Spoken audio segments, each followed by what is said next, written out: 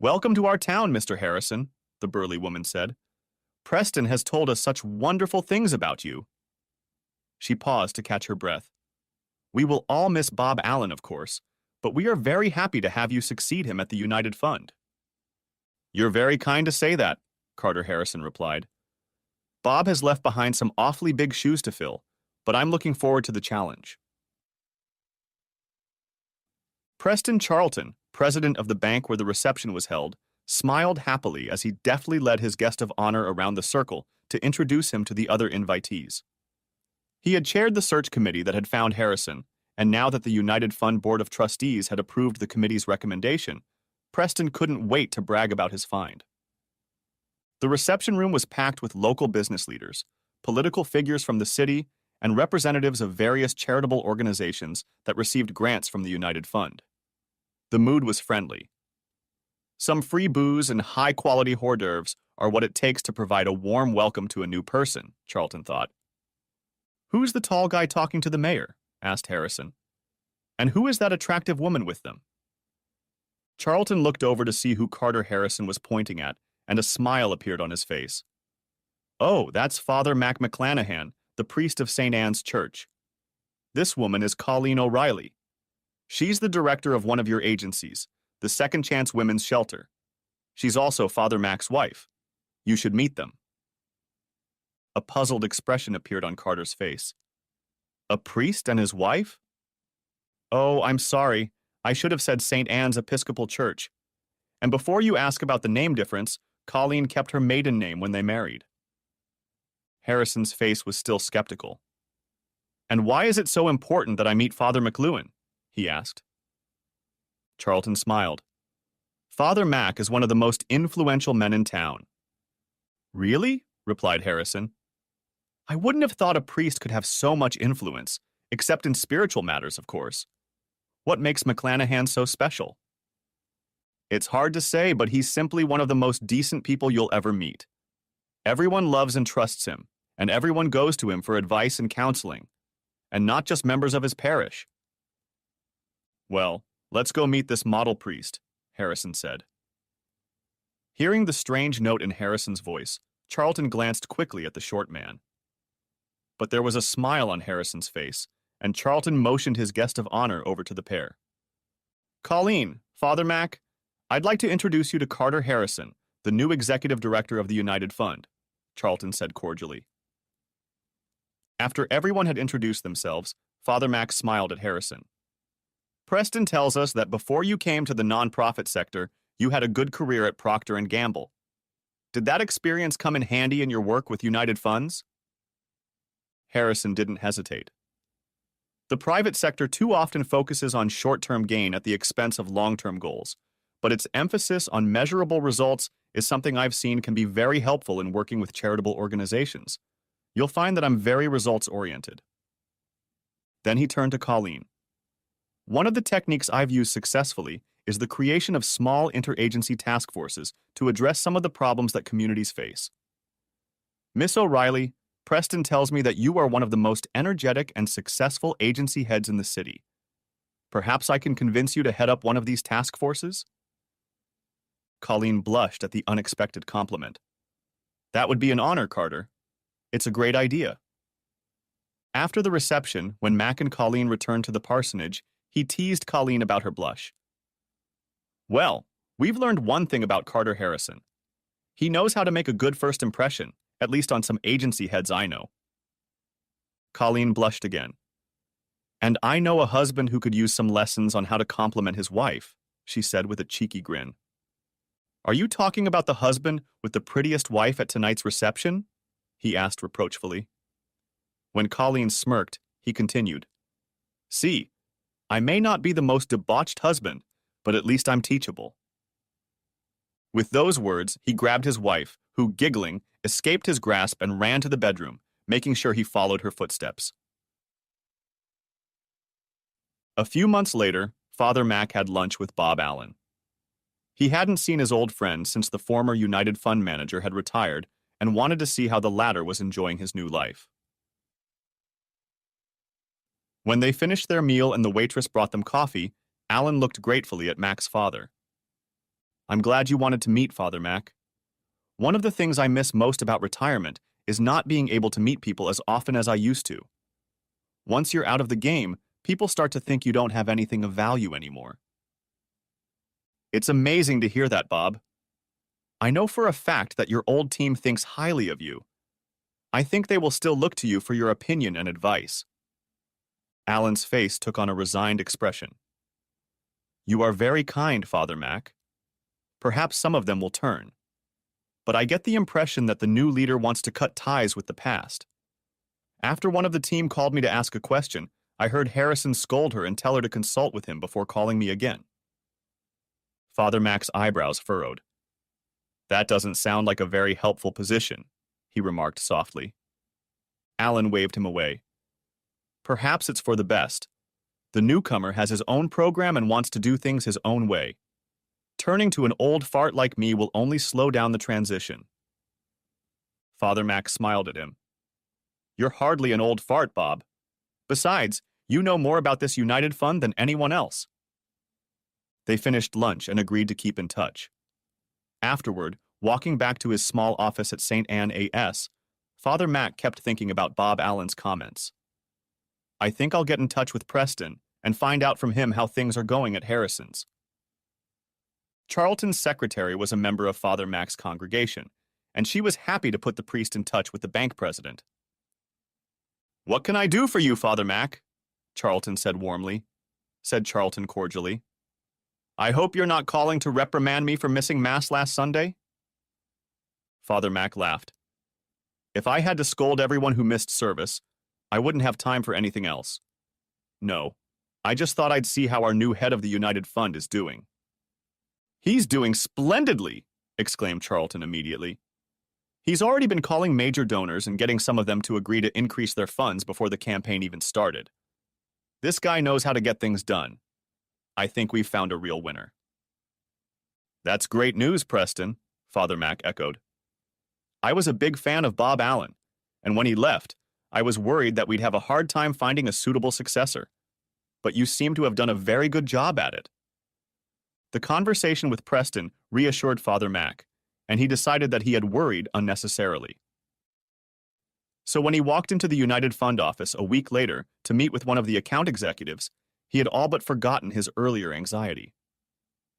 Returning to Bill Simpson's office, he passed Marge Terrell's desk and waved hello. How is my favorite accountant doing today? He asked pleasantly. He had never actually been introduced to this elderly lady, but she had worked at the United Fund for many years and always had a smile and a friendly hello for the minister. As he approached Bill Simpson's desk, the two men started talking about the homeless screening they hoped to do in the coming months. Working with the homeless was of particular interest to Father Mac, and St. Anne's Parish regularly held clothing drives and hosted a soup kitchen to help them. After they finished their conversation, Bill asked Father Mac not to leave right away. Do you have time to have a cup of coffee with me in the break room, Father Mac? There's something else I'd like to discuss with you. Something about the way the man asked caught Mac's attention, and he quickly agreed. When they reached the break room, Bill peeked in to make sure it was empty, and then poured cups of coffee for the priest and himself. When they were seated, Father Mac asked, So what did you want to talk about, Bill? Is everything going well? The young man looked around warily and then replied softly, Not really, Father Mac. I'm actually thinking of leaving the United Fund. The place has changed, and not for the better. Father Mac frowned and lowered his voice as well. I'm sorry to hear that. What's the problem, Bill? What's going on? It's him, Father Mac, the new boss, he said conspiratorially. He's a real micromanager. He's got everyone looking over his shoulder, afraid he's going to reprimand us for not doing things exactly the way he wants. Father Mac shrugged slightly. We both know Bob Allen was pretty malleable when he was here, Bill.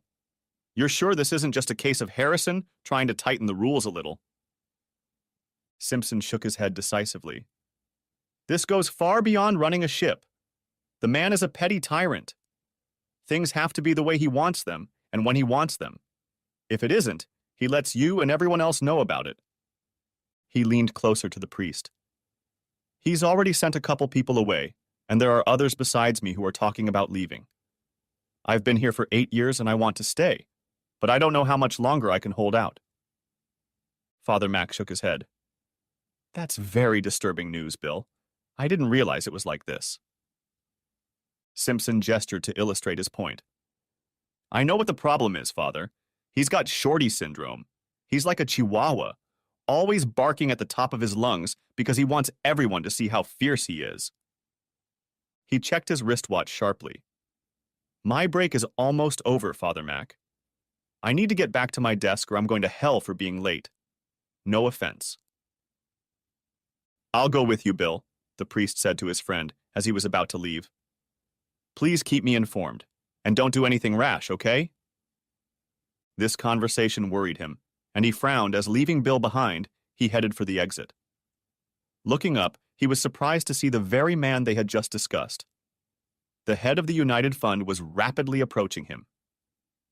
"Well, Father Mac," Harrison said, in a cordial tone that seemed false to the priest. "How unexpected to see you here. Are you making a surprise inspection?" The aggressive tone in the man's voice took Father Mac by surprise, and he answered defensively, "No, Carter, not at all. I've actually been working with one of your men on the homeless problem. I just wanted to get some information from him, that's all." "I have the latest on homelessness in my office," Harrison said dismissively. "Let's go this way." Father Mac felt he had no choice but to comply, and warily followed the diminutive figure. Once in the office, Harrison handed him the folder and then looked at the priest carefully. "I hear you've been checking up on me," he said. "If you have any concerns about my performance, you should come to me, Father." "No, Carter, I haven't vetted you," Father Mac said awkwardly. "The United Fund is very important to our community, and I just wanted to see how things were going under the new regime." "I appreciate your interest, Father, but I think you'll find that things are going very well for the organization. From now on, if you need any further information, come to me, and I will take care of it for you." "Of course, Carter, of course," Father Mac said quickly. "I'll be sure to do that." Then he turned and headed for the exit of the building, marveling at the prickly reception he had just received. "What did I do to hurt him like that?" he asked himself. When Colleen returned from work that evening, he was still depressed about the episode. So when she mentioned that she'd spent part of the day working with Harrison's task force, he perked up his ears. "Tell me," he asked his wife, "what do you think of Carter Harrison? How do you like working with him?" he asked casually. "Frankly, he's a breath of fresh air. Usually the Joint Fund Committee meetings drag on ad infinitum and accomplish nothing. We've had 2 Carter Task Force meetings, and he's not only agreed on a list of needs, but he's gotten everyone on board with the issues." Colleen paused, then continued. "But that doesn't mean he didn't step on a few toes in the process. He's very demanding and doesn't tolerate fools. But I'll take that any day over people who gloss over problems to death and never do anything to solve them." She stopped and looked at her husband. "Why do you ask? What have you heard?" Mac didn't want to voice his concerns after Colleen's approval, so he said only, "Preston Charlton thinks he hung the moon. Apparently, he's managing to accelerate his annual campaign by personally reaching out to big donors, and Preston says it's working." "See," she said, "I told you he was resourceful." "At the same time, I understand he's keeping some people in the United Fund office on their toes," Mac added, waiting curiously to see what Colleen had to say. "I'm not surprised," she replied immediately. "I loved Bob Allen to death, but he acted more like a grandfather there than a boss. I like men who know what they want and get it." "Well, now there's a man in front of you who wants his dinner," Mac said with a laugh, and the two of them went into the kitchen to prepare the meal. That night, Father Mac had another nightmare, the same one that had haunted him for 10 years.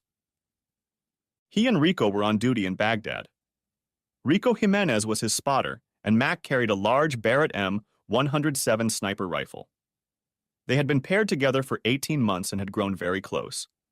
It takes a special kind of cooperation to make a good sniper team, and Mac and Rico were one of the best.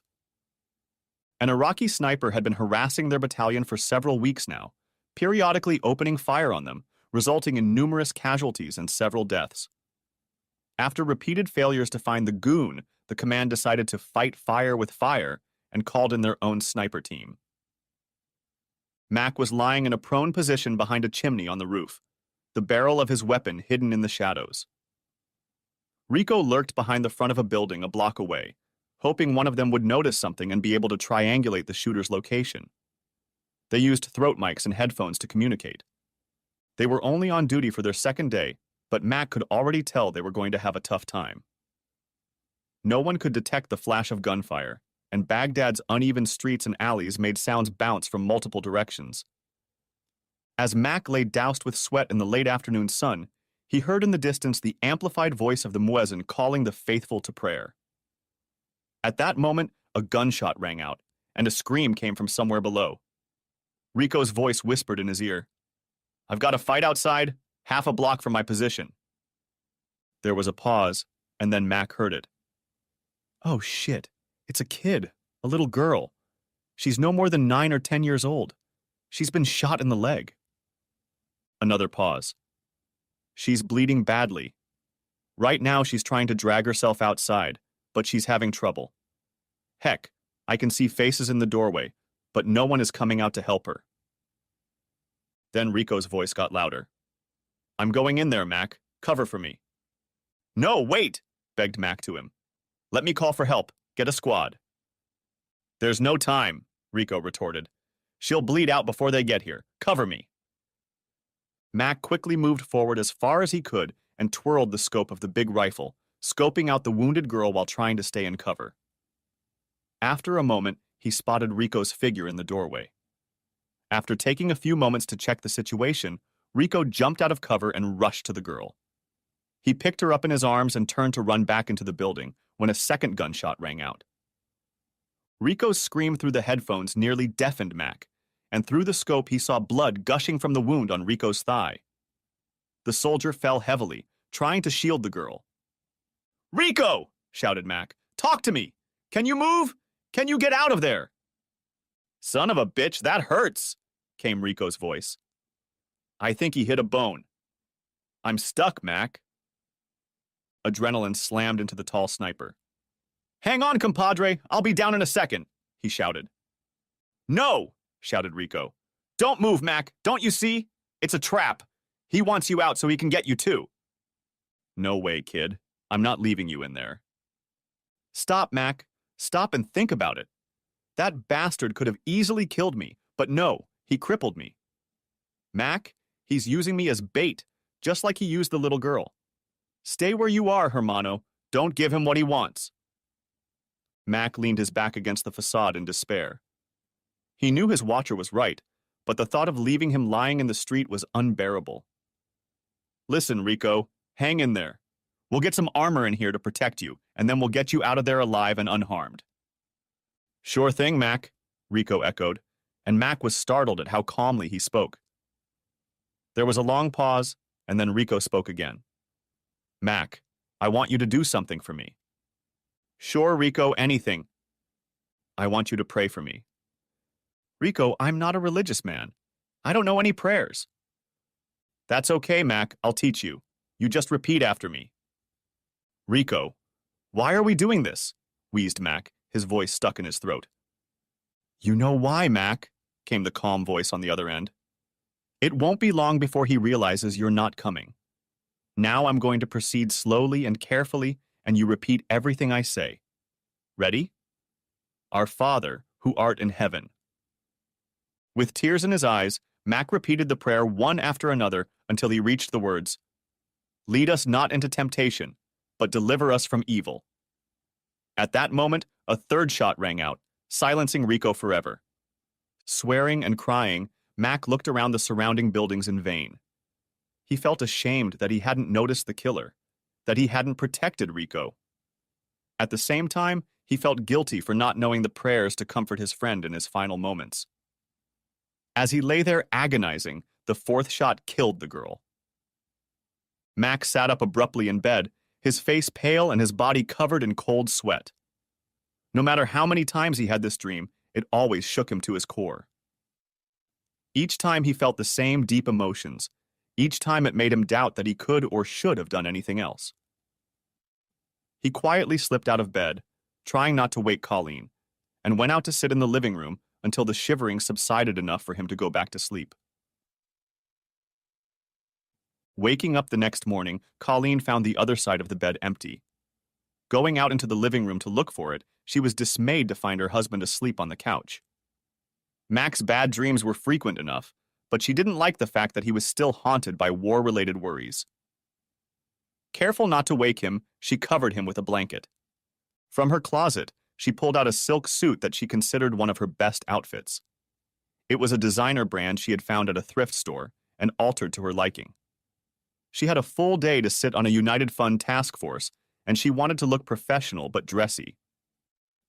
Before slipping out of the house, she left a note for Mac, reminding him of her schedule and warning him that she might be out late. Carter Harrison was in the habit of holding task force meetings away from home, and this time he'd booked a conference room in one of the city's nicest hotels. Colleen would never have decided to do such a thing. She thought it was too extravagant. But she realized how important it was to get people together on neutral ground, and appreciated the higher quality of food and service at the hotel. The meeting was long, and the discussion occasionally devolved into an argument. Colleen was impressed with the way Harrison controlled the group and kept the group energized. At the end of the day, he summarized smoothly and then clearly articulated next steps and set goals for the future. He must have been one hell of a businessman, she thought with admiration. We're lucky to have him. As the task force members began to disperse, Harrison escorted them into the hotel lobby and thanked everyone for their participation. As he approached Colleen, however, he leaned over to her and said quietly, "I want you to stay a little longer. I have something I need to discuss with you." Colleen was caught off guard by his request, but when she tried to ask what he wanted, he stopped her. "This isn't the right place to talk. The hotel has provided me with a room that can be used for breaks between meetings. Here's the key. It's room 514. Go upstairs and wait for me there. I'll be there in a few minutes." He then left to speak to another member of their group, leaving Colleen standing there puzzled. After a minute, she obediently walked to the elevator and went up to the 5th floor. Opening the door to the room, she found papers and a laptop computer spread out on a small table. Not wanting to appear nosy, she ignored them and sat down on the couch to wait. Time passed, and she kept wondering why this man wanted to see her. Admittedly, his strong personality made her a little uneasy. After a long time, she heard the sound of a key being opened in the door and instinctively stood up as Harrison entered the room. Seeing her, he nodded approvingly. Without a word, the head of the United Fund took off his jacket and loosened his tie. Then he sat down on one corner of the bed across from her. Colleen started to sit down on the couch, but Carter interrupted her. "No, stay standing," he said curtly. Colleen was taken aback, but complied. "You're a very impressive woman, Colleen," he said after a moment. "As I listened to you today, it became clear that you are the smartest person in the group. More importantly, you're a born leader. I've seen the others turn to you for advice time and time again." Colleen blushed at the unexpected praise. To receive a compliment from such an accomplished man was very gratifying. But when she tried to modestly mute herself, he stopped her. "No, let me finish." He stood up and walked around her, and she felt like she was being examined. Then he returned to his seat on the bed. "I can tell you've always been a leader. You're one of those people willing to take responsibility for making things happen. In your agency, I believe your employees rely on you for a lot of their leadership. Moreover, I believe they constantly look to you for almost all decisions, even on the most minor matters." If you only knew how true that is, Colin thought to himself. It's amazing how anything gets done at all when I'm not around.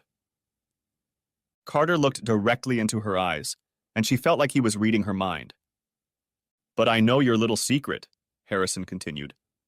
"I know that all that responsibility can be a terrible burden. It's a constant struggle when everyone else is depending on you. I know there have been times when you've wanted to stop being responsible, when you've longed for someone else to make decisions for you." She stared at him, shocked. His words were like a key turning in the lock of her mind as she learned the truth about herself. How could he possibly know that? I'm so tired of being leaned on. How many times have I secretly wished I didn't have the responsibility? He read her silent reply, and the corner of his mouth curved upward for a moment before he continued. Deep down, you want someone else to take the burden off of you, to shift the responsibility to someone else. You don't want to be in command all the time. You want someone else to make the decisions. You want to be told what to do, to be at least somewhat subject to someone else's will. As Colleen listened to him, she felt like she was in a trance. He was telling her things that she had felt before, but hadn't recognized. Now that he voiced them, she realized he was right. His words seemed to echo in her, and she felt her body shudder. At the same moment, they got down to it. After a while, she slowly turned her head and looked at him. His tie was retied, and his suit was impeccably clean. From his appearance, it was impossible to tell that something unpleasant had happened. He looked at her expressionlessly. The room is paid for. Leave whenever you want. With those words, he gathered his laptop and papers and left the room, closing the door behind him. She got up cautiously and headed for the bathroom. In the mirror, she saw a woman she didn't recognize. Her makeup was smeared, her hair a mess. No matter how hard she tried to undo the damage, she couldn't stop looking into her eyes. Who am I? What have I done? She asked herself. Finally, satisfied that she had done everything she could to get her appearance back to normal, she prepared to leave. Grabbing her purse, she walked to the door, opened it carefully, and peeked out to see if anyone was in the hallway. Making sure it was clear, she hurriedly slammed the door shut behind her and hurried to the elevator. While she waited, a maid came out of one of the rooms with a cleaning cart. As she passed Colleen, she cast a strange look at her. Oh dear, Colleen thought. I wonder if she heard us. Fortunately, the elevator door opened at that moment, and Colleen hurried inside. Colleen drove home in a daze, images of what had just happened at the hotel flashing through her mind. How could I have done that? She asked herself. Why didn't I stop him? But as she pulled into their neighborhood, her attention shifted to Mac, and guilt overwhelmed her. I've just committed adultery, she thought in horror. Oh God, I can't believe I cheated on Mac. I love him so much. How could I do this to him? The realization that she would have to face him in a few minutes instilled terror in her. He'll realize at once what I've done, she imagined, and began to weep with self-pity. But as she approached the house, she angrily wiped the tears from her cheeks. It's a little late now, tramp, she said to herself. When she entered the house, however, and found that Mac had already prepared dinner for the two of them, panic seized her. The thought of sitting at the table with him after what she had just done was beyond her. Honey, I'm not feeling well, she told him. I have a sore throat, and I think I might be sick with something. I'm going to skip dinner and go to bed and see if a good night's sleep will help me beat it. Mac was worried about her, but she assured him that she would be fine and urged him not to leave dinner cold. When he finally returned to the table, she slipped into the bedroom, closed the door, undressed, and climbed into bed. When Mac came to check on her later, she pretended to be asleep, but guilt kept her awake for a long time. The next morning, Mac woke up earlier than Colleen and decided to let her sleep late. It won't hurt her to be a little late. Heck, if she's sick with something, she needs to stay home all day. They'll be able to get by without her for once. But he was surprised when he got a call from Colleen just before noon. She said the night's sleep had done her good and she was ready to go to work. Mac smiled to himself. She's always so responsible. She wouldn't think of missing a day of work. 2 days later, Mac was working on a sermon in his office when he was called in by Mrs. Moore, a widow from the congregation who volunteered to serve as church secretary. There's a Mr. Harrison here to see you.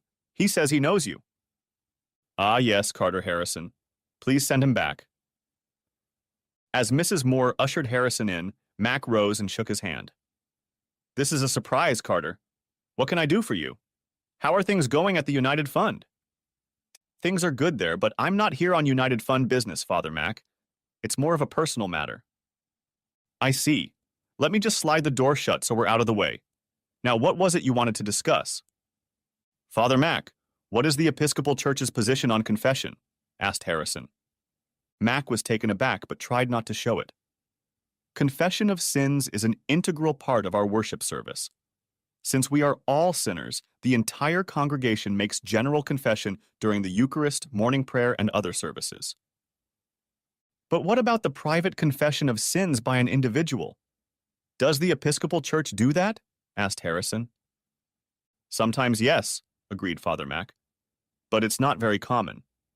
Unlike our Roman Catholic brethren, we don't have a confessional or anything like that. But I've heard a few confessions where parishioners felt it might help them. I see, Harrison nodded. I've also heard that confession is strictly confidential, that the priest can never discuss what he hears in confession with anyone else. Is that really true? What you're talking about is called the seal of confession. Simply put, it means that any sin confessed to a priest must be kept in inviolable confidence. The priest must keep that trust under all circumstances, even after the death of the one who made the confession.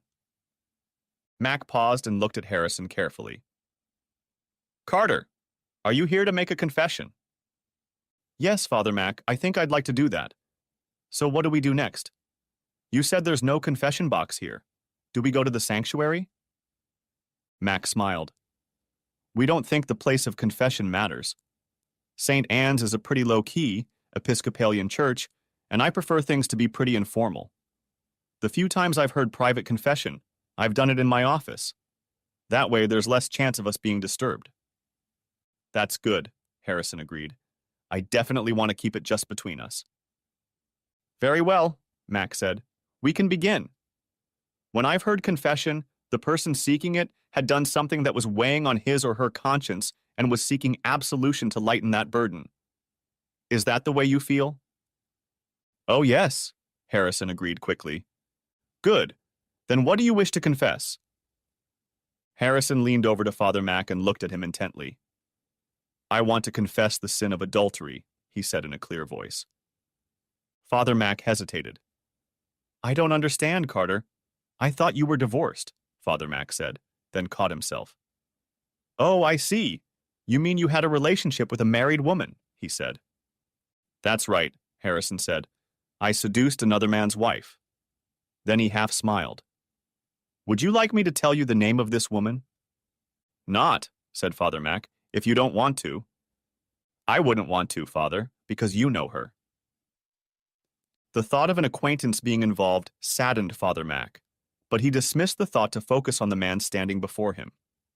Harrison's tone seemed almost smug, and it irritated Father Mac. If you knew it was wrong, why did you do it?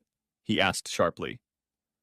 Oh, just the usual, I guess, Harrison replied nonchalantly. I could tell it was ripe, as they say, and I guess I just couldn't resist the temptation to rip it off. Father Mac looked at Harrison carefully, wondering if the man was joking.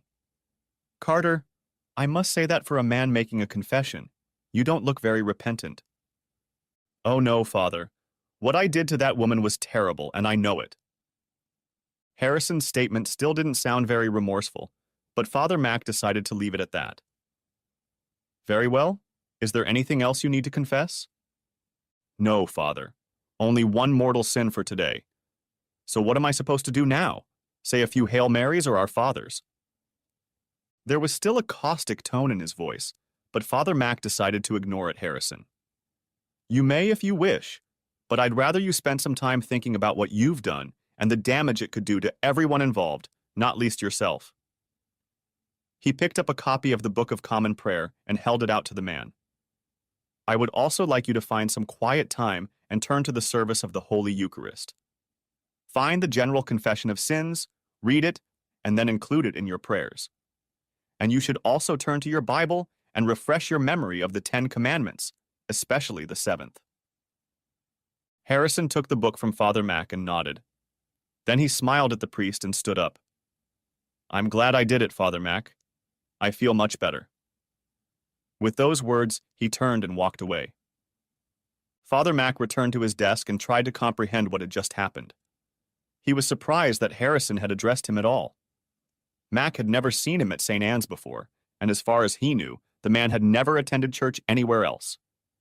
His request for confession was even more of a surprise, but Father Mac had seen enough of people to realize how unpredictable each individual person could be.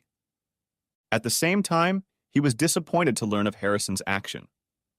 All people make mistakes, and Mac was well aware of that, but he still felt that a man in Harrison's position had an obligation to behave responsibly.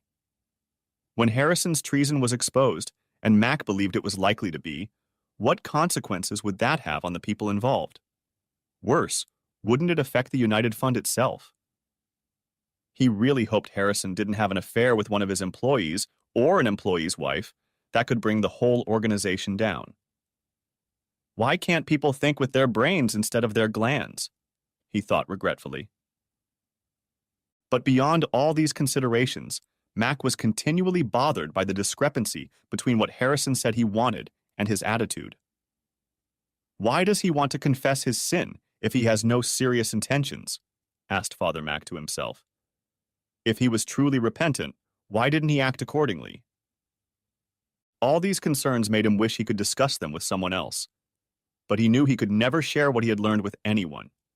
The burden rested solely on his shoulders. Sometimes being a priest isn't as much fun as it sounds, he thought wryly. The next few days proved difficult for Colleen. At work, she was often distracted, so much so that some co-workers asked if she was feeling well. At home, she had trouble sleeping, and when she did manage to fall asleep, the dreams were haunting. Twice she woke up to find her hand buried between her legs. Worse, she felt distant from Mac, and it frightened her. Mac had always been exactly what Colleen wanted, a loving and caring man who was always there for her. So why did she need something different now?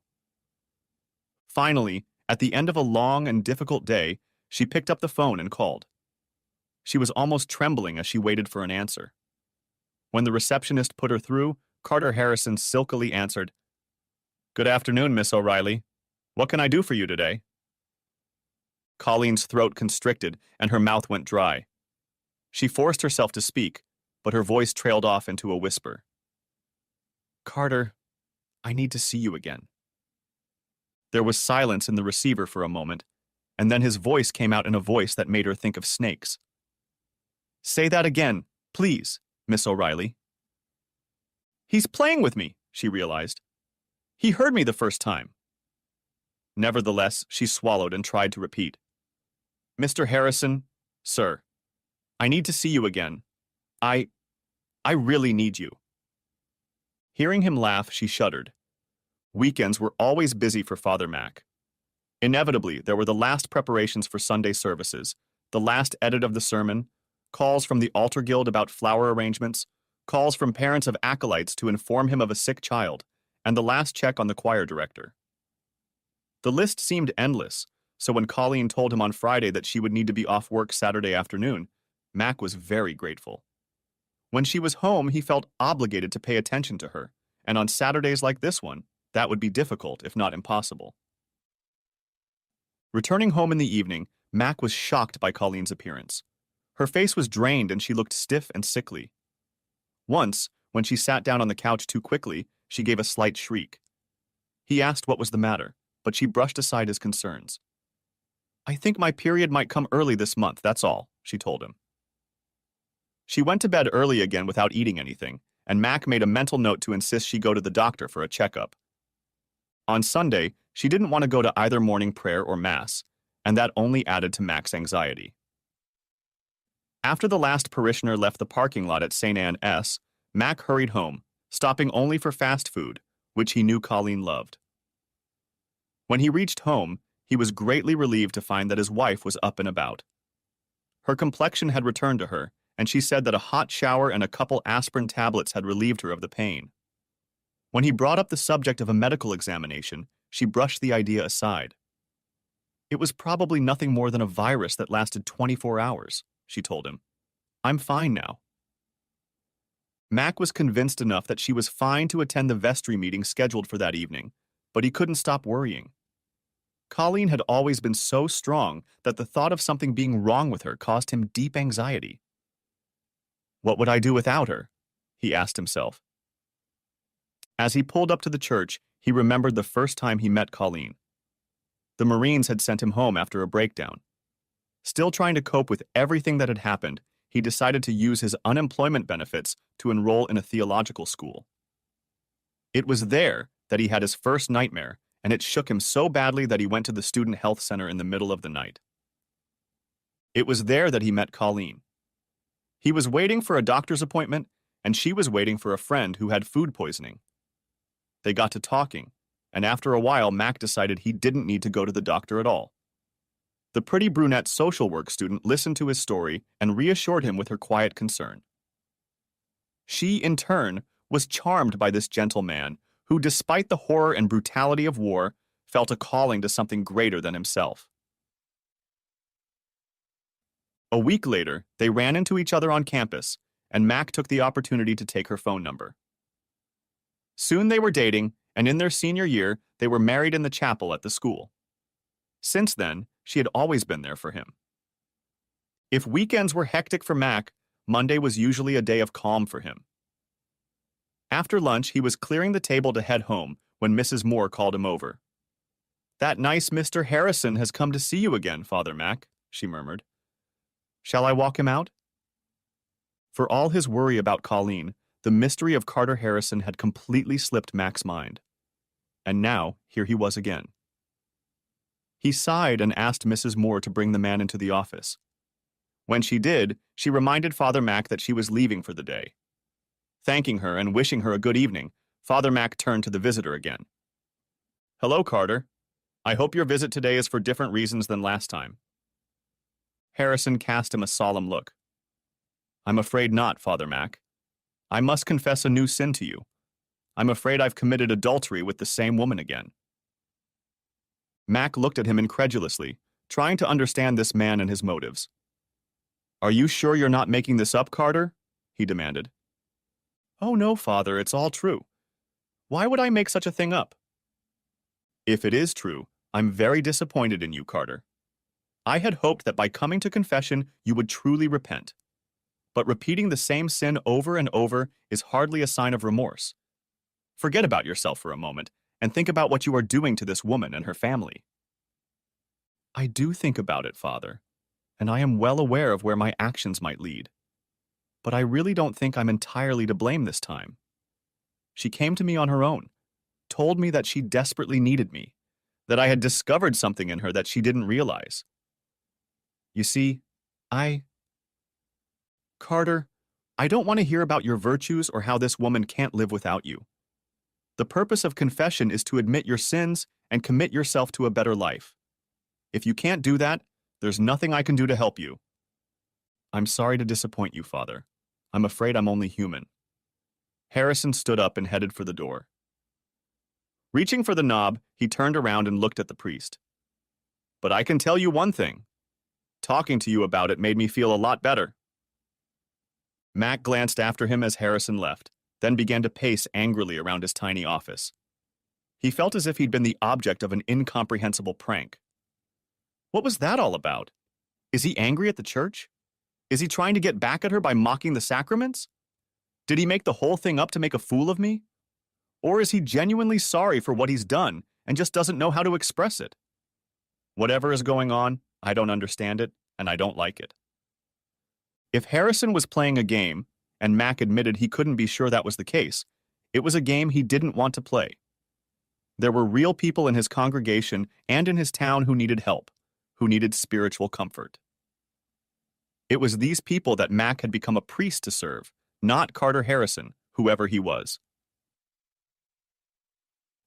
Aside from his own anxiety, what bothered Mac most was the impact on the United Fund. Mac had been heavily involved in the organization for many years and believed it played a vital role in the community. It needs a leader with vision and compassion, not someone who wants to waste time playing games with the parish priest, he thought angrily. He felt he should alert Preston Charlton or someone else on the United Fund's Board of Trustees to his concerns about Harrison, but saw no way to do so without mentioning the man's confession. It was a conundrum to which Mac had no solution. While Mac was struggling with his dilemma, his wife was solving her own. Ever since her first contact with Carter Harrison, Colleen had been tormented by her conscience over Mac's betrayal. Her husband was the finest man she'd ever met. Not only was he devoted to his flock and community, but to her, she knew for a fact that he was devoted to her. And yet Harrison had somehow managed to tempt her into infidelity. One minute, she was cursing herself for her weakness and vowing that she would never have anything to do with Carter again. The next minute, she was mentally revisiting their 2 sessions and longing for more. She hated the man, but she needed him too. In desperation, she tried to keep herself from calling him again.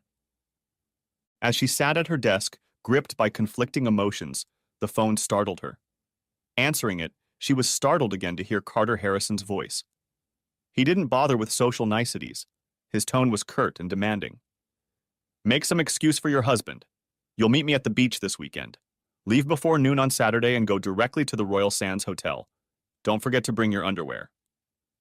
But, stammered Colin. "You heard me. Just do it," Harrison ordered and hung up abruptly. That evening, when Mac got home, Colleen realized he was thinking about something. She'd always been able to read him, but when she asked him about it, he brushed off her concerns. Nothing important, just a little problem with one of the parishioners. When he offered no further information, Colleen decided not to pursue the subject further because she had her own. "Do you mind if I go out of town for the weekend? My sister called and asked me to come visit her." "Megan's okay, isn't she?" asked Mac. "No," replied Colin. "It's just that we hadn't seen each other in a while and she wanted to get together." She paused, then added, "We'll probably go to the beach. Megan wants to go there again before the season ends." "No problem, babe," Mac said. "Tell her I said hi." That night, Mac had trouble falling asleep as he continued to ponder his encounter with Carter Harrison. He finally decided that, although he couldn't say anything to anyone, he owed it to himself to try to find out how things were going at the United Fund. "I'll pay a visit there tomorrow morning and see what I can find out," he decided, and that decision allowed him to relax enough to sleep. Colleen was having trouble sleeping too, and Carter Harrison was the reason why. "It's just an affair," she told herself. "Lots of people do that. It doesn't mean anything." She promised herself that she would only do it until it was out of her system, and then she would go back to her normal life.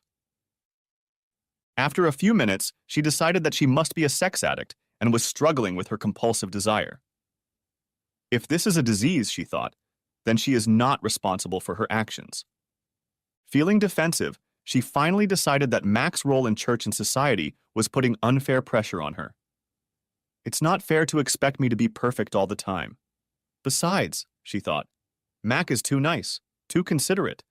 Sometimes I feel smothered." But she knew what kind of man Mac had been when she'd married him. And if she was honest with herself, it was those traits that had attracted her to him from the beginning. The worst part was realizing how much Mac needed her. When she'd met him, she'd discovered a lost soul, a veteran trying to cope with the aftermath of war. Her most vivid memory of those days was the night he broke down and told her the story of his best friend's death. His story had terrified her, primarily because she couldn't believe that this gentle man had turned out to be such a cold-blooded killer. But he showed her the medal he'd been given, and when he took her to the 60th Precinct in Arlington to see Rico's grave, she realized his story was true. And at the same time, she was impressed that, despite his injury and vulnerability, he had decided to try to solve his problems at divinity school. As she got to know him better, she saw him as a kind and caring man, and believed she could help him regain his confidence and realize the promise she saw in him. And he did. She was proud that she had helped him rise from the ashes of war and become a man who was looked up to by many in society, even though he retained his quiet, unassuming nature. She had heard his nightmares, however, and could tell he was still fragile. She knew he relied on her strength and support as a constant bulwark against any threats to his stability. It was for this reason that she was so ashamed of what she was doing. She knew she wasn't just breaking her wedding vows, she was risking the well-being of this man who depended on her. And if Mac happened to check his wife's pillowcase the next morning, he would find it very wet. After reaching his office at St. Anne's the next morning, Father Mac called Bill Simpson at the United Fund and made an appointment with him for the afternoon. Mac wasn't sure exactly what he needed, but he hoped he could get some insight into Carter Harrison's strange behavior. As he walked down the hallway toward Bill's office, he was surprised to see Carter Harrison walking in the other direction. Remembering their last meeting, Father Mac tensed at Carter's approach, but the latter only said, "When you finish your meeting, Father Mac, please come into my office. I have something to share with you." Reluctantly, Father Mac agreed. He would have preferred that Carter not be aware of his presence in the building. Now, however, he felt he could not discuss the situation with Bill for fear of getting the employee in trouble. Frustrated, he briefly discussed the homeless problem with Bill and then reluctantly headed for Harrison's office.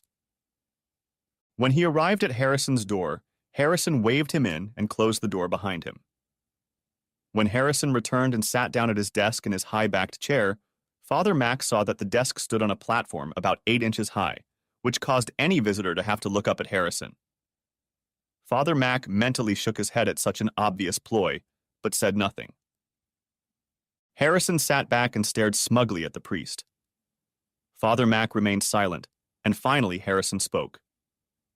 "I know we're not in your office, Father Mac, but I couldn't pass up the opportunity to make one last confession." Father Mac looked at him sharply. "Carter, I've told you before that I don't want to hear your confession unless you're sincere." "But that's a different matter," Harrison said with a smirk. "I haven't committed that sin yet. I just wanted to confess that I'm going to do it this weekend. My lover and I are going to the beach together, and we're definitely going to indulge in all kinds of adultery. I just thought I should confess now, so as not to bother you later." Father Mac rose angrily. "Let me be as clear as I can. I will pray for your salvation, but I can no longer serve as your confessor. You are making a mockery of the sacred rite, and I will have no part in it." With these words, he turned and walked out of Harrison's office. That was the last time he saw Harrison laughing at his desk. As he walked out the door, Father Mac struggled to contain his fervor. The man was impossible. He didn't want to confess his sins. He wanted to brag about them. But why should he want to do that? Mac wondered if Harrison was suffering from a mental disorder. Saturday morning, Colleen seemed anxious to get on with the weekend. Mac broke away from his usual Saturday routine to see her off. He noticed that she looked anxious, but wrote it off as her impatience to see her sister. Nevertheless, he made sure to socialize with her before she left. "Drive safe, baby," he admonished her. Then he hugged her and added, "I miss you when you're not here." She unceremoniously hugged him back and then hurried to get behind the wheel. As she started the engine, he called out, "I love you, Colleen." But she was already pulling out of the driveway and didn't hear him. Mac returned to the house feeling vaguely uneasy. As he walked back into the house, his uneasiness grew, though he wasn't sure why. Then, an insidious thought struck him. Harrison said he was taking his mistress to the beach. He tried to brush the suspicion aside as soon as it occurred to him. "It's just a coincidence. Lots of people go to the beach," he said to himself. "Colleen would never cheat on me, and certainly not with a man like Carter Harrison. Harrison's strange behavior is getting to me, and I'm just neurotic." But as soon as that thought occurred, it continued to gnaw at him, and he found he couldn't concentrate on Sunday's sermon. No matter how hard he tried to push the doubt away, it would not leave him alone. Finally, he put the sermon aside and reached for the phone to call Colleen, intending to allay his fears. But he hesitated because he couldn't think of what to say. What am I going to ask? Are you going to the beach to entertain Carter Harrison? If she denied it, would I believe her? I don't think she'll just admit it. What if it's not true? Then she'll know I don't trust her, and that will cause a serious rift between us. As he sat there pondering, another solution suddenly occurred to him. All he had to do was call Megan. If she confirmed that Colleen was coming to visit, he could relax, knowing that this was all what he'd been hoping for. A bout of paranoia brought on by his dislike of Harrison. But when he started to call his sister-in-law, he hesitated again. If I ask if she invited Colleen to come visit, Megan will realize something's wrong and tell Colleen I was checking up on her. I don't want to cause trouble if everything is fine. And then another unpleasant thought hit him. What if Megan knows and is covering for her? He put the phone away again, but the worry was getting out of control. Finally, he realized he had to do something about it or lose his mind. In desperation, he made up a lame excuse to call and then dialed his sister-in-law's number into the phone. Megan picked up almost immediately, apparently the display telling her who was calling. "Hi, Mac," she answered pleasantly. "It's been a while." Then there was a note of apprehension in her voice. "You're not calling about Colleen, are you? She's fine, isn't she?" No, she's fine, Megan," Mac replied hastily, ashamed that he had unnecessarily alarmed her. He hurriedly continued. "It's just that you haven't stopped by in a while. I'd like you to schedule a visit." She visibly relaxed. "I know you're right, Mac. I've been so busy lately that it's been hard for me to get away. In fact, I'm leaving for New York in an hour and won't be back until a week from today. But things should pick up next month, so maybe I can get down there and see you two. I'd love to meet you and Colleen. Hey, is she here? I'd love to chat with her for a few minutes." Megan's answer squeezed Mac's chest like an angina attack. Leaving in an hour? Leaving for a week? When the meaning of her words reached Mac, it was as if she was paralyzed and unable to speak. After a moment, Megan said, Mac, are you still here?" "Sorry, Megan, I dropped my phone. Look, Colleen is out of town right now. I'll tell her to call you when she gets back." "That would be great, Mac. And ask her to check her calendar and see what's coming up next month." They said their goodbyes. Hanging up the phone, Mac was left sitting there in shock. Colleen had lied to him. She couldn't spend the weekend with her sister because she was going out of town. Carter Harrison's mocking confession came back to him, and Mac was now certain that he knew where his wife was really headed. In that moment, Mac experienced the same agony he had felt that day when he had helplessly watched Rico lying in the street waiting to die. Once again, the most important person in his world had been taken from him. "I can't stand it!" he screamed in agony. He realized with despair that he was losing not only Colleen's love, but also her power. When he returned to the States after the war, he felt completely lost. Then Colleen came into his life and became his support. She lent him her strength so he could begin to heal and continue to be strong for him throughout their marriage. Now, all of that was gone. His pain was unbearable. After a while, the grief and pain was replaced by anger. "How could she do this to me?" he thought bitterly. "I tried to be a good husband. What did she want from me? She always said she loved me, that she enjoyed being married to me. How could she just take me and betray me like that?" His thoughts turned to Carter Harrison's so-called confession, and his anger turned to rage. That little bastard used Colleen to humiliate me. He wanted me to know what he was doing, and yet he was powerless to say anything. Why does he hate me so much? What did I ever do to him? But then he realized that Harrison couldn't have done anything without Colleen. How did he get to her? Maybe he blackmailed her somehow? And then a truly nauseating thought hit him. Did she really start the affair? Did she really come to him on her own? His stomach rumbled at these thoughts, and he barely made it to the bathroom before he felt sick to his stomach. Oddly enough, losing his breakfast helped Mac think more clearly. For one thing, regardless of how it happened, it was now clear that Colleen had betrayed him. Not only had she cheated on him this weekend, but if there was any truth to Harrison's confession, it was the third time she'd done it. Thinking back on his wife's behavior over the past couple of weeks, Mac was inclined to believe it was true. Secondly, he could now see that Carter Harrison's motives for cuckolding Carter Harrison went far beyond lust. If the little man had simply wanted to fornicate with Colleen, he wouldn't have admitted it. For whatever reason, Harrison seemed to have declared war on Mac. Worse, by confessing his sins, Harrison had put Mac at a strategic disadvantage. Colleen's behavior was suspicious, but the fact that she lied about visiting her sister didn't prove she was cheating. Only Harrison's confessions had led him to that conclusion. But he didn't want to reveal what Harrison had told him to anyone else. The confession may have been a joke to Carter, but to me it was real. If I told anyone, I'd be breaking my oath to God. But it wasn't a real confession, he thought. Harrison felt no remorse. He wasn't seeking absolution. Why should I keep silent? And yet the thought of breaking the shield of the confessional troubled him deeply. Do I have the right to decide whether a confession is valid or not? Does motive matter? Or am I reasoning simply because I don't like what he told me?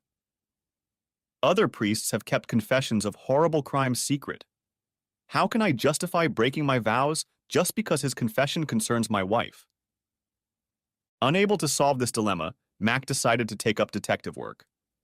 There was no way he could hire a real detective on a priest's salary, but there was another way to try to check up on Colleen. He had little doubt what he would find, but he felt obligated to try to do it for his wife. He went online and quickly found a list of resort hotels on the beach.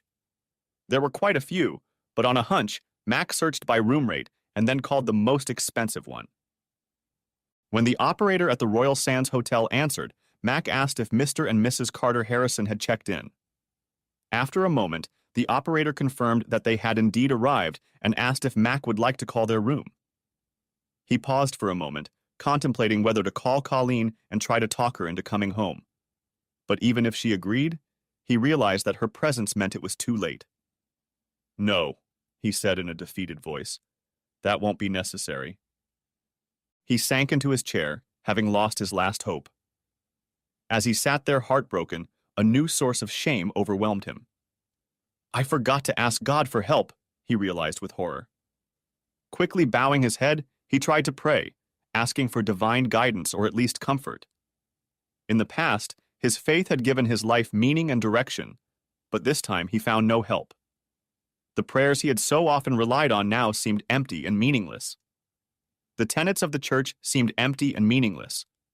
When he tried to recall any words from the Bible, the only text he could recall was Psalm 22. My God, why hast thou forsaken me? This failure seemed like the final blow to him. What kind of priest am I if God has forsaken him? He asked himself in despair. I have truly lost everything, my wife, my marriage, and now my faith. In the depths of his sadness, Mac went back to what had happened after Rico's death. After Rico's murder, Mac had become distant from everyone, and his squad mates had worried about him greatly. He began to spend every minute of his free time solving the mystery of how the enemy sniper was able to kill so effectively without being seen or heard. Allied intelligence believed he was mobile and fired from a new location each time, but Mac wasn't sure of that. He knew that every time a sniper moved, he increased the likelihood of being spotted, but no one had been able to even catch a glimpse of the shooter. Mac got a map of the city and plotted the location of each wounded man on it. Then he dressed in a robe and keffiyeh and went through those neighborhoods looking for likely vantage points. It took 2 weeks before he realized that there was only one spot that provided perfect line of fire and excellent cover: a minaret overlooking one of the city's main mosques. The mosques were inaccessible to the Allies. The command did not want to set up a provocation, so Mac had to prepare the ambush in secret. He also had to decide how best to lure the enemy out. The answer he found was simple: to use himself as bait. He positioned himself in the same position where he was when Rico was shot. He then set up a second position nearby from which he could fire at the minaret. On the day Mac was finally ready, he took another sniper rifle, an M40, along with a spare uniform and helmet. He stuffed the uniform with old newspaper and attached the helmet and rifle to it. He then laid out a line to his new position so that he could pull the decoy and lure it out of cover. Then he grimly took up his own position a few feet away and lurked in anticipation. When his watch told him that it was almost time for the afternoon prayer, he slowly pulled the lure by the fishing line until it was scarcely visible behind the chimney where it was hiding.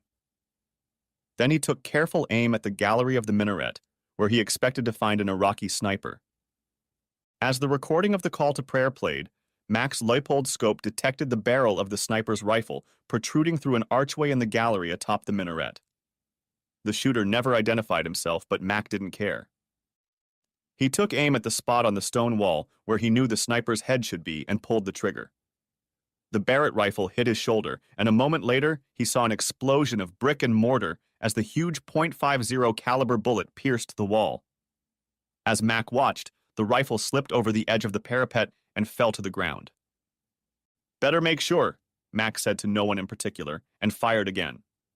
He kept firing at all parts of the gallery until he had used up the entire clip of 10 rounds. Then he pulled out another clip and began firing methodically again. He was already on his third clip when one of his squad mates caught up with him and took the rifle away. When they went to check the mosque, the entire parapet on the minaret had been destroyed. The sniper's body was found in pieces. The command was not happy with him, but it could not be denied that Mac had eliminated a serious threat. As a compromise, they sent him home for PTSD, but gave him an honorable discharge. In one of those ironies that the military manages so well, they also awarded him the Expert Rifleman Medal.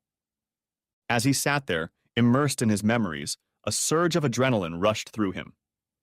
"I met the challenge then. I can do it again. I may not be a very good husband, and I know I'm not a very good priest, but I know how to deal with my enemies," he thought to himself. "That's enough for today." Encouraged, Mac went up to the attic and pulled out a black nylon briefcase, long hidden in a closet. He reached down and pulled out a Barrett with a Leupold scope. He wasn't supposed to have it, of course, but he'd managed to smuggle it out of Iraq during the chaos of the conflict. Mac hadn't fired it since Baghdad, but now, as he picked up the heavy weapon, he felt like he was reunited with an old friend. After carefully cleaning and oiling the weapon, he put it back in its case and left it in the bedroom, where he could quickly retrieve it. Next chapter. More than one parishioner of St. Anne's Church that Sunday noticed a change in Father Mac's demeanor. The priest's normally positive demeanor had become stern, even foreboding. As he led parishioners in general confession, he slowed his recitative for emphasis. "We have done what we should not have done, and left undone what we should have done, and there is no health in us," he pronounced. For his sermon, he chose the story of the destruction of Sodom and Gomorrah and the account of Lot's wife being turned into a pillar of stone. More than one parishioner exchanged a questioning look, surprised by the somber tone from the pulpit. Usually parishioners stopped to chat with Father Mac after the service ended, but today most hurried toward the exit. His facial expression and icy tone were not conducive to conversation, but Preston Charlton approached him anyway. "Everything all right, Father Mac?" he asked, grabbing the priest's arm. "Everything's fine," Father Mac replied. "You just don't look like your old self," Preston said. "Thanks for your concern, Preston, but I'm fine," the priest insisted. "Where's Colleen? We missed her today." She went to her sister's for the weekend," Father Mac said. "I expect her back tomorrow." "Good," the banker said, but it was clear to him that not everything was okay. He started to walk away, but then turned around and said quietly, "If you ever want to talk about anything, Father Mac, let me know. Just give me a call, anytime." Then he walked on with a look of concern on his face. Father Mac returned to the house to change into his cassock, intending to go home at once. But as he passed the reception room, the telephone rang, and he instinctively answered it. A strangely familiar female voice called him. "This is Father Mac. How can I help you?" The woman hesitantly answered. "This is Marge Terrell, Father, from the United Fund. Do I have an opportunity to meet with you this afternoon?" At that moment, the last thing Mac wanted to see was a visitor, but a sense of duty took over, and he arranged to meet Marge at 3 p.m. The woman hadn't told him over the phone what she wanted, but Mac could tell from her voice that she was upset. He didn't know her well, but she was always friendly when he saw her at the United Fund, and he felt obligated to meet with her. Father Mac was waiting at the church entrance when the gray-haired woman pulled up and escorted her to his office. Once inside and comfortably seated, the priest smiled encouragingly at her and asked, "What can I do for you, Marge?" The woman looked like she was about to cry. It's my job, Father Mac. There are some things going on at the United Fund that are really bothering me. I wanted to talk to Bill Allen, but he's on vacation and I don't know when he'll be back. Then something made me think of you, and that's when I called. Will you please look at this and tell me what you think? With these words, she reached into her huge purse, pulled out a bundle of papers, and held them out to the priest. See, this is what I'm talking about, she said, pointing to one of the papers. That afternoon, Father Mac made his usual rounds at the local nursing home, visiting several elderly parishioners. Afterward, he returned to his office and continued to study the copies of the documents Marge had brought with her, trying to interpret what he saw. At that moment, his cell phone rang, and upon checking it, he saw that he had a message from Colleen. Having a great time with Megan. Staying up until Monday morning. See you then. Love you. It was all Matt could do to keep from smashing the phone against the wall. He angrily stood up and walked out of the office, closing the door to the church behind him. He drove to the office park where the United Fund was located, parked the car, and began to walk through the now quiet streets. Every now and then he stopped and made some notes. Finally, he got out and returned home. Monday morning, Colleen caught a late start as she was returning from the beach. She hadn't managed to sleep until very late Sunday night, and now she was going to be late for work. Plus, the drive was uncomfortable because her back hurt so badly. At least I won't fall asleep at the wheel, she thought as she shifted back in her chair. When she arrived at the hotel on Saturday, Carter told her to check in as Mrs. Harrison. There was a room key waiting for her at the front desk, and Colleen wasn't surprised when he told her it was a penthouse suite. Carter sure likes to travel in style, she thought to herself, and the thought of what might happen made her between her legs ache. When she entered the penthouse, Carter was waiting impatiently for her. From that moment on, everything was a blur. At one point, they were lying in bed when there was a loud knock on the door. It turned out to be the hotel management checking to see if Mrs. Harrison was all right. Colleen was shocked when Carter made her go to the door to prove that the sounds didn't mean that a crime had been committed. He finally left, but not before asking them to keep their voices down so as not to startle the other guests. When Colleen finally woke up on Sunday, she glanced at the clock on her nightstand and then sat up abruptly in bed. Oh no, I'm late for church, she thought excitedly, then looked around and remembered where she was. As she plumped back into bed, guilt overwhelmed her, but she brushed it away. She didn't know what to expect from Carter, but after dinner he simply informed her that they were going to the beach. They spent the rest of the day on the beach, alternately sunbathing and strolling back and forth along the ocean. It was hard to tell if Colleen was blushing or just sunburned because she was constantly blushing under the stares she provoked. After they returned to their room and cleaned up, Carter surprised her by taking her to dinner in the hotel's upscale dining room. The good food, expensive wine, and liquor after dinner had put Colleen in a complacent mood, and she was beginning to anticipate how she would express her gratitude when they returned to their room. But no sooner had the door slammed shut than they were engaged in this.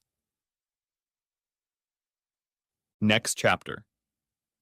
When she saw the time, she rushed into the bathroom, trying to clean herself up as quickly as possible. By the time she came out, Harrison was already dressed and ready to go. He looked at her blankly.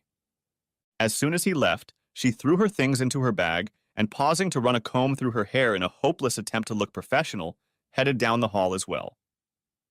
Luckily for her, Carter had already signed the bill when she turned in her room key. All she had to do was endure the slanted glances of the desk clerk, who wished her a good day. I can't go to work looking like this, she thought frantically, and pulled into the Walmart parking lot. Like a madwoman, she ran through the rows until she got to a women's clothing store where she bought a couple of items. After buying them, she hurried back to her car and changed clothes. As she drove, a feeling of guilt came over her. The past weekend already seemed like some kind of fever dream to her. Had she really cheated on her husband and gone on an immoral date with her lover? It all seemed so unreal to her. Now she wanted love, security, and a normal marriage. Tears came to her eyes when she thought of Mac waiting for her. If he ever found out about what she'd been doing this weekend, she'd be so ashamed she wouldn't be able to bear it. The thought of what it might do to him terrified her. "I'll be so good to him," she promised herself. "I'll never see Carter again." But the mention of his name made her remember some of the things he'd done to her that weekend. And when she remembered his promise to bring more men with her next time, she shuddered involuntarily. "What's wrong with me?" she asked herself. "I love my husband. I want to be a good wife and partner. So why does some part of me want to act like a total slut? Why can't I control it? When did I become so schizophrenic?" Helplessness infuriated her. "It's all Carter's fault," she kept telling herself. "He's the one who tempted me. He's the one who made me do all these horrible things." But even as she cursed him, she was forced to admit that she herself was just as much to blame. "I could have left the room at any time, but I didn't. I wanted what he was offering," she admitted. Driving through the outskirts of town, she angrily pushed those thoughts away from her. "I need to go straight to the office and deal with it there. I'll deal with everything else later."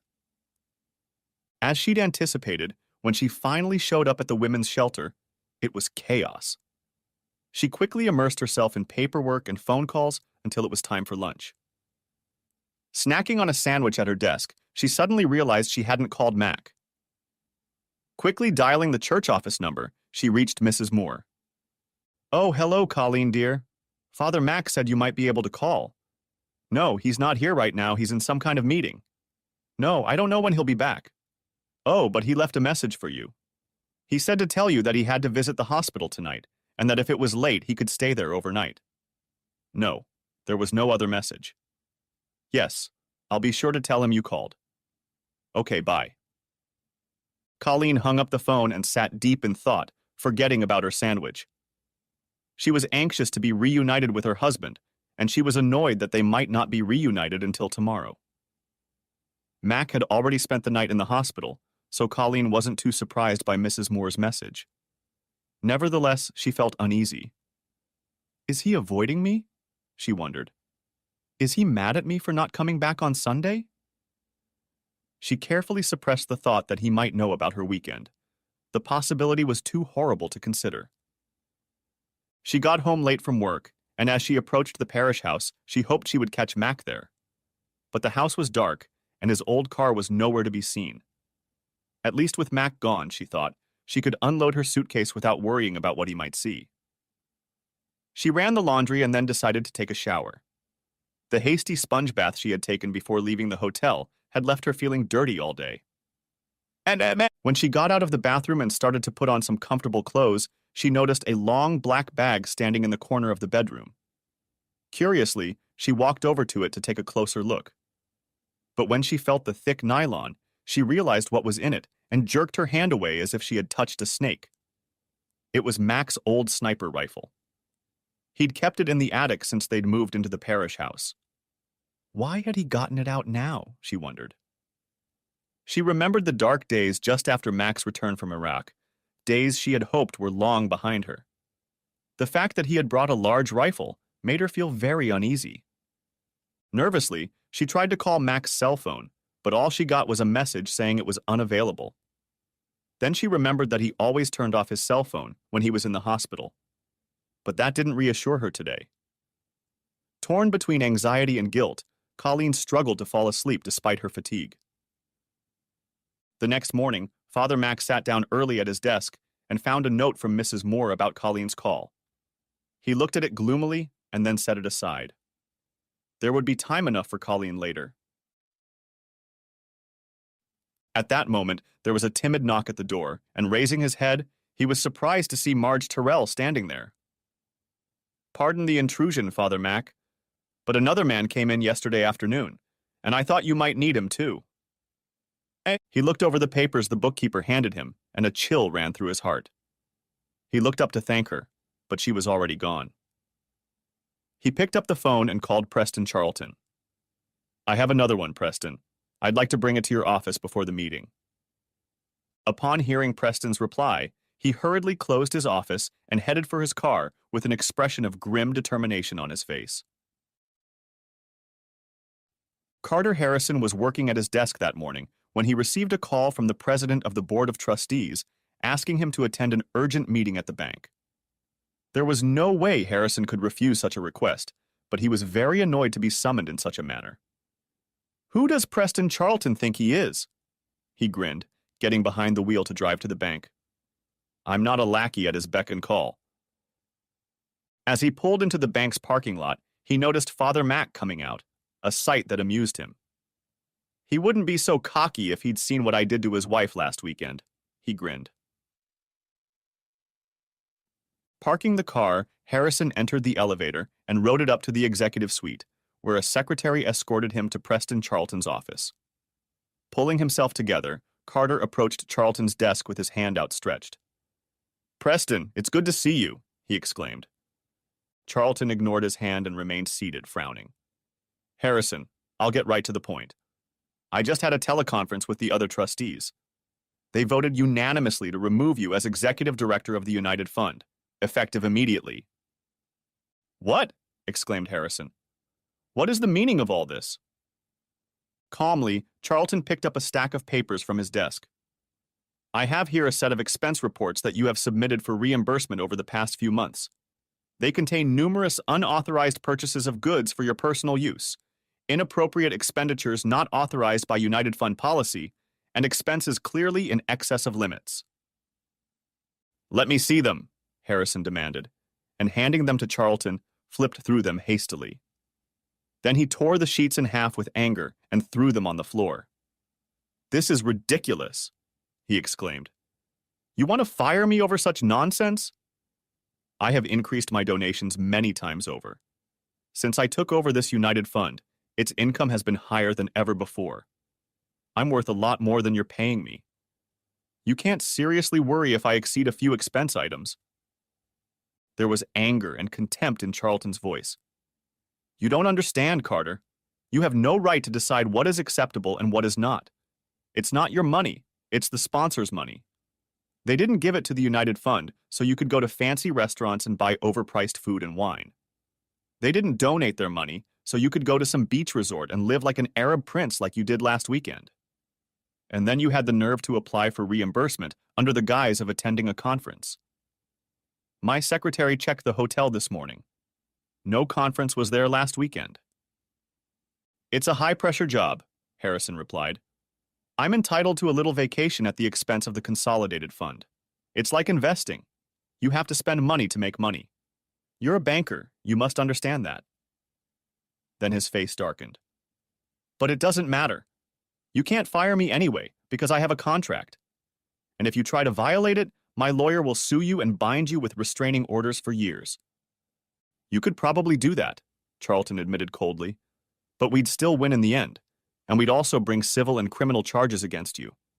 You'd face fines and imprisonment, not to mention ruinous legal fees. But such a fight would damage the reputation of the United Fund. That's why I've been authorized to make a deal with you. If you sign a document acknowledging the misuse of funds and committing to make restitution, we'll let you resign quietly and agree not to press charges." He picked up the legal document and held it out to Harrison. "Here's the agreement, Harrison. I'd advise you to sign it. It's the best deal you can hope for." Harrison angrily snatched the document and tucked it into his jacket. "I'll take it to my lawyer. He'll laugh at it," he snarled. But the little man wasn't done yet. "I still can't believe you're so upset about my expense account. There must be something else." Then he raised his head. "It's that priest, isn't it? I saw McClanahan leaving just before I came in. It's all just a smokescreen to protect his holy reputation. He told you, and now you're trying to get back at me." Charlton looked at him in confusion. "I don't know what you're talking about, Harrison." The little man was so excited he was almost doing a dance. "I can't believe he did that. Father High and Mighty McClanahan broke his priestly vows. He told you about my confession. I will have him excommunicated for this. Not only that, but now that the secret is out, everyone will know I confessed to him, and he will be the laughingstock of the whole town. When I'm through with him, he won't be able to look anyone in the eye again." "What confession?" asked Charlton. "Father Mac was here. but he never said anything about any confession. "Don't give me that crap," hissed Harrison. "I went to him and confessed that I was having an affair. I didn't tell him exactly with whom, but I kept dropping hints. He was sworn to keep my confession a secret, but when he finally realized I was having fun with his own wife, he broke his vow and told you." Now Charlton stood up in astonishment. "What have you done? You're lying out loud, Harrison. Colleen would never cheat on Mac." "Ha," grinned Harrison. "You don't know the real Colleen O'Reilly. Who do you think I took to the beach with me last weekend?" Charlton's face turned pale and his voice took on an urgent tone. "If you're telling the truth, my advice to you is to sign this document and leave town immediately. Get out of here as fast as you can. You have to understand, Mac was in the Marines. He was in the Iraq War." "That weakling?" growled Harrison. "He doesn't scare me. What's he going to do, throw his Bible at me?" "He's not a wuss," said Charlton urgently. "He's one of the toughest men I know, and he loves his wife more than anything. He—" Harrison interrupted him. "I've heard so much nonsense about your wonder priest that I've had enough for a lifetime. I'm not afraid of him, and I'm not afraid of your goddamn board of trustees. You will listen to my lawyer." With those words, the man ran out of Charlton's office, slamming the door behind him. Preston leaned back in his chair for a moment, then grabbed his phone and tried to call Father Mac's cell phone. Getting a recording, he tried calling St. Anne A.S., but Mrs. Moore didn't see the priest. Preston thanked her and hung up. "Don't do anything stupid, Mac. Please don't do this," he repeated to himself. Colleen was working at her computer when Carter Harrison burst into her office with his face red with anger. "He broke his oath!" he shouted. "Your holy husband broke his vows!" Colleen noticed people peering anxiously into her office and tried to calm the angry man pacing back and forth in front of her desk. "Calm down, Carter. Lower your voice and tell me what happened." "What happened is that your husband, an Episcopal priest, broke the seal of confession. He told Preston Charlton all about my confession," he enthused. "I'm going to excommunicate him. What will people think of him then?" "Wait a minute. Why did you confess, Carter? You don't go to church? Why would you go to confession?" asked Colleen confusedly. Harrison looked at her glumly. "Because I wanted to put that smug jerk in his place. Everyone thinks he's so tall and wise and good. But he's not half as smart as me, and now everyone else is going to find out about it." He laughed out loud. "It was beautiful. I laughed in his face the whole time, and he didn't even know it. I told him what I'd done, and there was nothing he could do about it." "Oh my God, Carter, what did you tell him? You bastard! Tell him you didn't tell him about us." There were gasps from Colleen's co-workers outside, but in her panic, she wasn't paying attention to anything but the man in front of her. Harrison smirked. "Oh, but I did. I told him I was committing adultery with a woman he knows. I even told him ahead of time that I was going to take her to the beach with me last weekend for some fun and games. I was sure he would guess everything. And the whole time he was sitting there listening to me, I was laughing at him. I made him a cuckold, and now that he's broken his vows, I'm going to ruin him." "Oh God, what have you done? He's going to kill you." "Oh sure, like I'm going to be afraid of some Marine chaplain." "He wasn't a chaplain, Carter. He was a sniper, a trained assassin. He had over 50 confirmed kills in Iraq to his credit. He once shot a man over 1.5 miles away," she said angrily. "I don't believe you. You're just making stuff up. He's not a super soldier." "You have no idea who you're dealing with, Carter. When his best friend was killed in Iraq, Mac tracked down an enemy sniper for weeks before shooting him." Then she gasped. "Oh my God, so that's why he brought that gun. Carter, he still has his sniper rifle. It's a huge thing. He once told me that you can use it to put a bullet through a brick wall and still kill the person behind it." When Harrison looked at her uncertainly, she began to plead with him. "Carter, please, you have to go. You have to leave town now. This is your only chance." The man looked at her incredulously. "Why are you so eager to make me run? Sure, you liked what I did to you last weekend, but I know you don't care about me. Why do you care what happens next?" Tears glistened in her eyes. You're right, Carter. I don't care what happens to you, but I do care a lot about what happens to Mac. The last time he lost someone he truly loved, it almost destroyed him. I don't want that to happen again. He doesn't deserve it. Harrison's uncertainty grew. Twice he started to speak, but then stopped. He looked around at the people outside Colleen's office, then looked at her again. Finally, he seemed to come to a decision. You're crazy, he said, and this is all bullshit. All I know is that St. McClanahan showed his feet of clay, and I'm going to have the whole world know about it. With those words, he sprinted out of her office and headed for his car. As he drove back to the United Fund, his thoughts were jumbled. He was glad that he had become McClanahan's cuckold, and at the same time angry that the priest had divulged his confession. He wanted the man to be punished for breaking his vows, but now that the secret was out, he wanted everyone to know how he had humiliated his adversary. But even as his brain jumped from one thought to another, he found himself scanning the sidewalks as he drove and wondering if McClanahan was still following him. He tried to shake off the growing anxiety, but it clung to him like a bad odor. When he pulled up to the United Fund building, several employees were standing in the parking lot and more huddled in the lobby. Harrison ignored them and made his way inside. When he reached his office, he found the door open, though he was sure he had closed it before leaving. He looked inside and gasped. The room looked as if there had been an explosion. Dust hung in the air, and papers were strewn about the office. The desk had been smashed into splinters, and the executive chair had toppled to the floor. When he put it upright, he saw that a large rip hole had been punched in the back support. In shock, he looked around and then noticed that the sun was shining through the shattered cinder block wall behind his desk. As he stood in stunned bewilderment, his secretary nervously approached him. "Excuse me, Mr. Harrison. Father Mac came by this morning and left a package for you. He asked me to make sure you got it right away. He said it was urgent." Harrison took the package from her and carefully opened it. Rummaging around inside, he pulled out a pointed cylinder over 5 inches long. At first, he didn't recognize it, but then he suddenly realized he was holding the biggest bullet he'd ever seen. Numbly, he picked it up, noting how heavy it felt to the touch. Is this really a rifle casing? He wondered. Shuddering, he quickly shoved it back into the package. As he did so, he noticed a piece of paper inside. He carefully pulled it out and examined it. It was a page torn from the Bible, the book of Exodus. A few words were highlighted. An eye for an eye and a tooth for a tooth. Staring at the text, Harrison remembered what Colin had told him.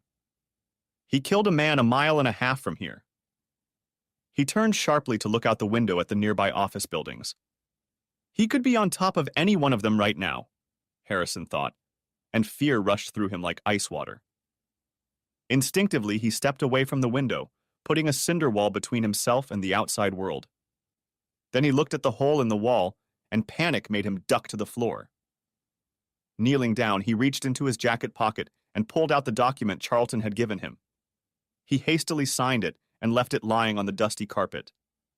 Then he sprinted out of the office and rushed for the exit. Running to his car, he shouted to the staff standing around him, "I've signed it! Tell him not to shoot! I signed it!" Then he started the engine and sped off down the highway with a roar. As Harrison drove away, Colleen sat at her desk in shock, wiping her eyes and trying to gather her thoughts. After a few minutes, she stood up, grabbed her purse, and walked out of the office. "I'm leaving," she said to one of her coworkers. "You'll be back?" the woman asked uncertainly. Colleen looked at her gloomily. "I don't think so," she said. Getting into her car, Colleen drove quickly to St. Anne's Hospital, hoping to find her husband. When she arrived, she hurried into Mac's small office, but it was empty. Mrs. Moore followed her, alarmed by Colleen's appearance. "Where is he?" asked Colleen, but the poor woman had no idea. "I think he was here early this morning," she said, "but I haven't seen him." Colleen looked around Mac's office and turned to leave. "If you hear from him, have him call me immediately," she shouted over her shoulder, "and tell him not to do anything." As she got behind the wheel of her car, Colleen burst into tears. Now that the adrenaline was wearing off, she felt a growing sense of despair. Like a frightened child, she longed to wake up and find that it had all been just a nightmare. Without thinking, she started the car and headed for the house, hoping to catch Mac there. Those faint hopes were dashed when she found the driveway empty. Deeply depressed, she parked the car and entered the house. After catching a glimpse of herself in the hallway mirror, she returned to the bathroom to apply cold water to her red, puffy eyes.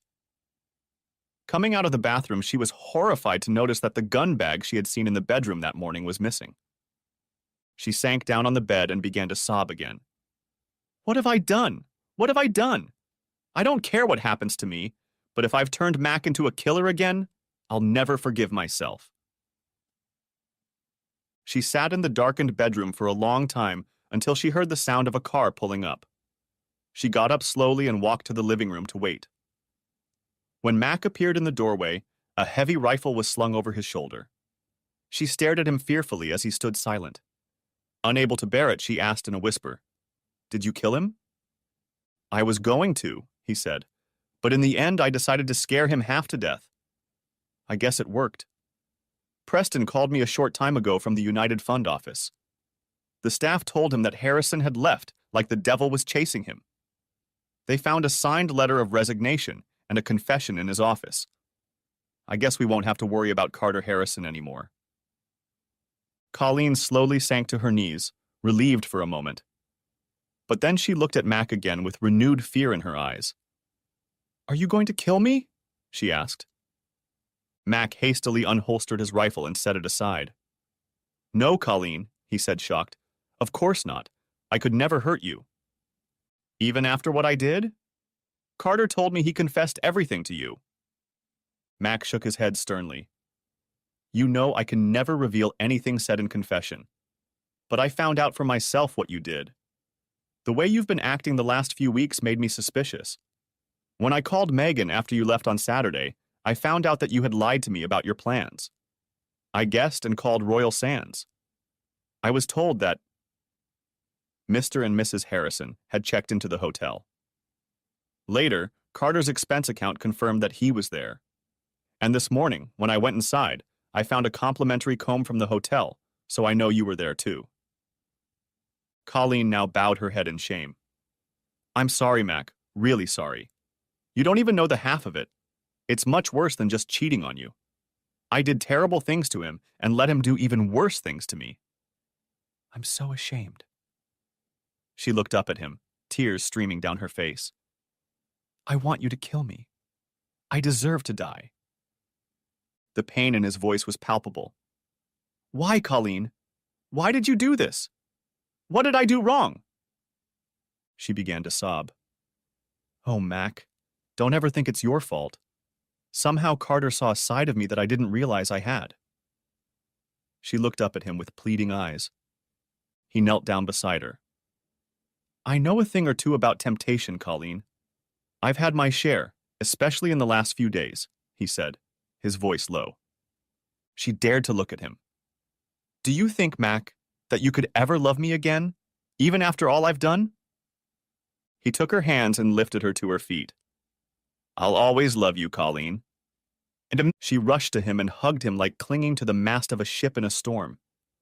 After a while, she pulled away and looked at him with new hope in her eyes. "Can you find it in your heart to forgive me? I know I have hurt you terribly, but if you give me a chance, I will be the best wife you could ever hope for. I'll spend the rest of my life proving I'm worthy of your love. Please, Mac, forgive me." He looked at her triumphantly. "I forgive you, Colleen." She hugged him again, but when she realized he wasn't responding to her embrace, she pulled away. "What's the matter, Mac?" He looked into her eyes, and there was pain in his voice. "I'll always love you, Colleen, but I can't stay married to you." "But why?" she protested. "You said you forgave me." "I forgive you, Colleen, but I can never forget what you did. I've lost faith in you." When he spoke, the tears flowed again, stronger than before. "That's what this is about with Rico," he said. "That's why it was so bad when he was killed. I always knew I could count on him. His face contorted in pain as the memory flashed before him. Even as he lay on that street, waiting for the second bullet, he was thinking of me. He looked at his wife with an expression of despair. Before all this happened, you were my strength, Colleen. When I needed you, I always felt I could count on you. But now I can never be sure you'll be there for me.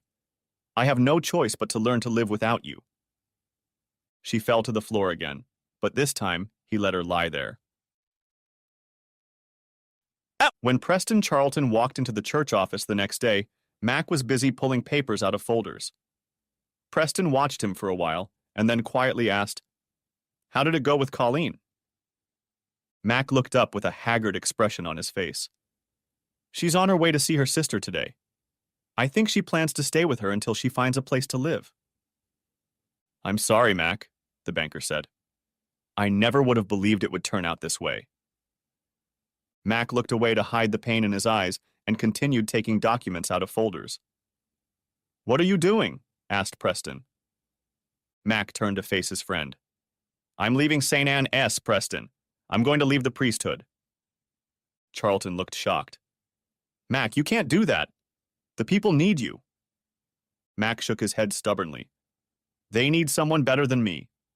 I wasn't a very good husband, and I sure as hell wasn't a very good priest. I couldn't protect Colleen from Carter Harrison, and I didn't help the United Fund when I saw the warning signs. Mac, you can't hold yourself responsible for what happened. Harrison fooled us all, and me first and foremost. And as for Colleen, well, we're all tempted at one time or another, and we all have to deal with it when the time comes. I don't understand what happened to Colleen, but if I remember my Sunday school lessons correctly, she wasn't the first to be tempted." Mac smiled sadly. "Maybe so, Preston, but I still feel like I should have done something." Then his face took on a grim expression again. "But even putting Colin aside, there's no denying that I came very close to killing a man this week. I definitely threatened him, and in doing so, I blew a hole in the United Fund office. What kind of priest does that?" Preston smiled. "For heaven's sake, don't worry about the building. Considering you got Harrison to sign a confession and a resignation letter, it was worth it. Frankly, I think the board wants to give you a medal for driving Harrison away, not a bill for property damage." Then his face took on a more serious expression. "As for threatening Harrison, I don't think God or anyone else can blame you for being so angry with the man after he attacked you." "God," said Mac bitterly. "That's the worst of it, Preston. I think God has forsaken me, and I've lost faith in him. When I realized what was happening to Colleen, I tried to turn to him for help, or at least comfort, but I got nothing. Where was he when I really needed him?" He picked up the notes lying on the table and showed them to Charlton. "Here is my sermon on Sodom and Gomorrah, preached last Sunday.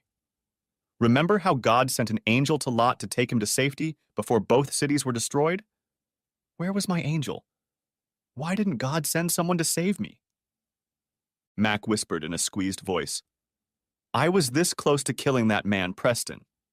If some woman I hardly knew hadn't come to my office with those expense accounts, I would have shot him."